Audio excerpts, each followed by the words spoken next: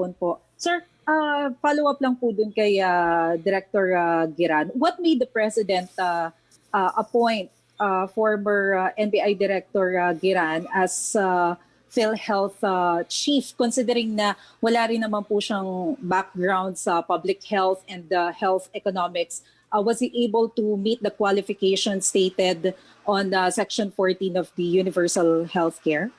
Opo, tayo po nagsulong ng batas niyan sa 70th Congress.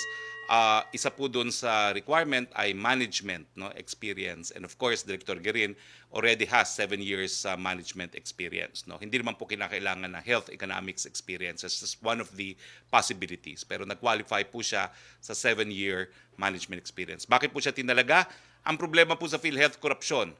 So, naisip po ng Presidente, ang pinakamagaling na italaga dyan, number 1, yung meron ng kakayahan na mag-conduct ng mga investigasyon. At ito nga po si Director Giran. No? At bukod pa po doon, dahil ang mga krimen na nagaganap po sa PhilHealth ay yung tinatawag na white-collar crimes, kinakailangan nakakaintindi rin po ng mga financial reports at financial records, mga balance statements. No? Kaya nga po, I think Director Giran is the best choice dahil siya ay CPA at lawyer din po na meron pang experience in criminal. Saan po nating malinis ang hanay ng PhilHealth sa natitirang termino ng ating Presidente na 2 taon. Pero sir, ano po yung assurance na hindi magkakaroon ng power vacuum sa PhilHealth after the instruction of the President to remove all the regional vice presidents of PhilHealth? How will it affect the operation of the agency? Wala pong instruction to remove, reshuffle. I-reshuffle po ang instruction niya. Wala po ako narinig na tanggalin kundi i-reshuffle. Sa ngayon po, 2 na lang po ang natitira sa Execom na hindi pa preventively suspended by the Ombudsman at ang nais ng Pangulo, i-reshuffle din yung mga regional... Opo, question from Arian Meres of ABSCBN Online. Ito po yung tanong niya, Secretary. What makes former NBI Director Dante Giran qualified to lead PhilHealth? Wala naman po siyang bahid ng korupsyon. He is a CPA lawyer and a seasoned investigator. Indispensable po para malinis ang PhilHealth. Then why did the President daw po choose Mr. Giran to lead PhilHealth? Yun na nga po. Yun na po yung sagot. Ang third question po niya, what prompted the IATF to impose longer-term community quarantines? Does this mean that the President will no longer have his weekly public address? Nasagot ko na po yan. Tuloy-tuloy po ang weekly public address. Punta naman po tayo. Thank you, Yusek. Kitrish Terada of CNN Philippines, please. Hi, good afternoon, Secretary. Sir, nabanggit po ni Pangulo last night that drugs is still flowing in the Bureau of Customs. Sir, do we have exact information about this? Paano po ito nangyayari? And yung order po to reshuffle yung regional offices, kailan po ito in-issue and nagawa na po ba ito ni Commissioner Guerrero? I think he was giving fresh marching orders last night because I saw Commissioner Jog. Doon sa reshuffling naman po, whether it's PhilHealth, Customs, or NBI, pati po ba, ibig sabihin ba ni Presidente po, as in lahat, or pati po kasama rin yung mga even the performing regional offices, kahit na wala pong anomaly na nangyayari doon sa lugar nila, makakasama po sa reshuffling? Wala namang distinction si Presidente. Ang kanyang pinadadating na mensahe lang, hindi dapat nagtatagal talaga, no? Kung hindi naman permanent talaga doon, kinakailangan pinaiikot. Parang kayo din po sa media. Kaya rin po kayo nagro-rotate para naman na magkaroon din siguro ng mga maging kumbaga, it's a measure intended to provide for objectivity kasi pag masyadong nagtagal sa isang assignment, nagkakaugat na, no? At nagkakaroon ng relasyon. So, ganun din po yun. Walang pagkakaiba. Salamat po, Secretary. Maraming salamat, Ray Yusek. Punta naman tayo kay Joyce Balancio of ABS-CBN, please. Yes, good afternoon po, Secretary. Follow-up lang po dun sa appointment po kay Director Giran as the next PhilHealth Chief.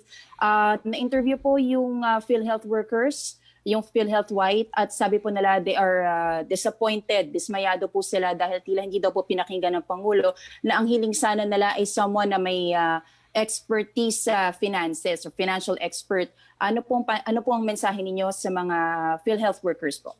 He is a financial expert. dahil siya po isang CPA. Yan po yung hirap sa mga ordinaryong mga abogado gaya ko. No? Alam namin ang ebidensya, alam namin mangalap ng ebidensya, alam namin paano magliti sa hukuman. Pero pagdating na sa mga financial statements, talagang wala, hindi namin maintindihan. Pero si Director Giran po, siya ay CPA lawyer. So maintindihan po niya yan. At mas importante nga po sa pagliliti sa mga magnanakaw dyan sa PhilHealth, yung nakakaintindi ng mga financial reports. Last na lang po for me, Secretary, nabanggit po ni President Duterte kagabi yung revolutionary government and he said it is something that should be discussed publicly. Ano po bang ibig sabihin nito? Is he now open on revolutionary government? And ano po yung ibig niyang sabihin dun sa pagbanggit niya nito kagabi? Well, nananatili pa rin po ang paninindigan ni Presidente na hindi po kinakailangan ng revolutionary government sa ngayon dahil siya po isang constitutional government. Pero kung merong mga tao, mga sektor na merong mga hinanakit at tingin nila kinakailangan ng revolutionary government para ma-address itong mga hinanakit nila, dyan po papasok yung diskurso na pampubliko na sa mga issues na mahalaga sa ating mga pang-araw-araw na buhay bilang isang bansa. Okay, tanong ni Chris Jose ng Remate, yung pagkadismaya daw po ng ilang empleyado sa pagkakatalaga kay NBI Director Dante Geran, may nabanggit na po kayo doon tungkol dito sa pagiging financial expert, sana yung gusto nila. Pero ang sabi po nila dito, dapat daw po ay may 7 years experience sa field ng public health at dapat daw po ay rekomendado ng board ng PhilHealth base na rin sa nakasaad sa Universal Healthcare Law. Well, ako naman po ang sumulat yung batas na yan. Sana po ang management experience, hindi lang health management. No? At recommendatory naman po yun sa board. No? Pero ngayon sa board, meron po tayong 2 vacancy. So, hindi naman po absolute requirement yan. It's discretionary. Joseph Morong of GMA. Joseph, be in good behavior. Nanonood sa iyo si Senator. Sir, anyway. Sir, clarification sa PhilHealth. Well, since he clarified na hindi kasama yung NBI sa reshuffle, so it's just the customs and then probably PhilHealth. But with regard to the vice presidents, no, I'll read the transcript of the president's speech para lang clarify tayo kasi baka hindi nila alam gagawin nila. Yung mga regional vice presidents, tanggalin nyo whether performing at par or in parity with the other good ones. The element of familiarity always enters the picture. Kung matagal na, tanggalin na. Yung ayaw magtanggal, ayaw magpatanggal, mag-report kayo dito sa opisina. And anyway, the Secretary of Justice is winding up his investigation. He has seen enough to come up with an indictment. So sir, for the officers of the PhilHealth, should they be worried? Ang instructions ng Presidente, at least based on the transcript, tatanggalin sila. This is without due process, sir? Hindi po. Malinaw po yung konteksto. Hindi naman dapat yung in isolation of everything he said. Familiarity breeds contempt. So, ililipat yung mga regional. No? At ang rational nga, sinabi ko nga, inihambing ko rin po yan kung bakit sa ating mga kaibigan sa media, nagkakaroon din kayo ng reshuffling at walang permanent assignment. Healthcare workers ban, I was wondering whether this is in the President's radar screen. Kasi si Secretary Locsin has already said that this is a constitutional violation at the very least of the nurses to travel. Was that ever discussed in the IATF? And what does the President think about this? Will this change in the near future? Are we open to lifting the ban? Kasi, well, one secretary is saying it's a violation of their constitutional right. Okay lang po yun because the President encourages naman free thought even amongst the cabinet secretaries, especially on matters that do not fall within their primary jurisdiction. No? Pero ang pangunahing dahilan po kung bakit pinagbawalan ng Presidente, we're number 22 in the world for a number of COVID cases at sigurado po ako lahat ng gustong magtrabaho sa abroad are going to places na mas marami pa pong kaso ng COVID. So it is to protect the health and lives of our frontliners, no, primarily. Secondary po yung need for our own need for nurses and medical professionals in this country. So wala sir yung lifting in the near future? Wala po siguro kasi napag-usapan po yan sa IATF and we all concurred with the opinion of the President. Except for sir, last Secretary Locsin. Yes. Okay, except for? Secretary Locsin. Okay. Sir, sa RevGov lang, yung pong quote ni Presidente, sabi niya, this should not be discussed in secret. Is it testing whether the public will be, or the military, or the armed forces, or the police will be receptive to the idea of a RevGov? Because he wants to ask them. Why does he want to ask them, and why does he want to know? Hindi po. Talaga naman sa mulat mula po, ang presidente naniniwala sa malayang pananalita dahil po pag mayroong malayang pananalita, nagkakaroon ng diskurso sa mga issue na nakakaapekto sa ating pang-araw-araw na buhay.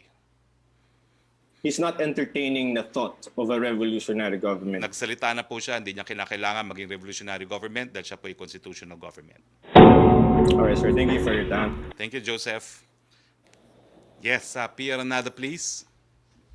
Hello, Sec. Good afternoon. Sir, Good just to press on the point about si Sir Dante Hiran. Sir, kasi if we were to follow the UHC law to a T, diba, Hiran should have been recommended by the PhilHealth Board. And you said earlier that this is discretionary. But the UHC law is pretty clear naman, sir, na upon the recommendation of the board, the President of the Philippines shall appoint the President and CEO from the board's non-ex officio members. So, sir, why is the President not following this provision?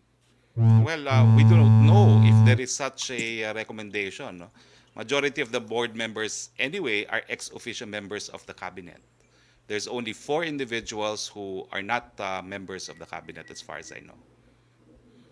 Sir, what's the latest on discussions to hold a live press briefing with the President? Did he agree to it already?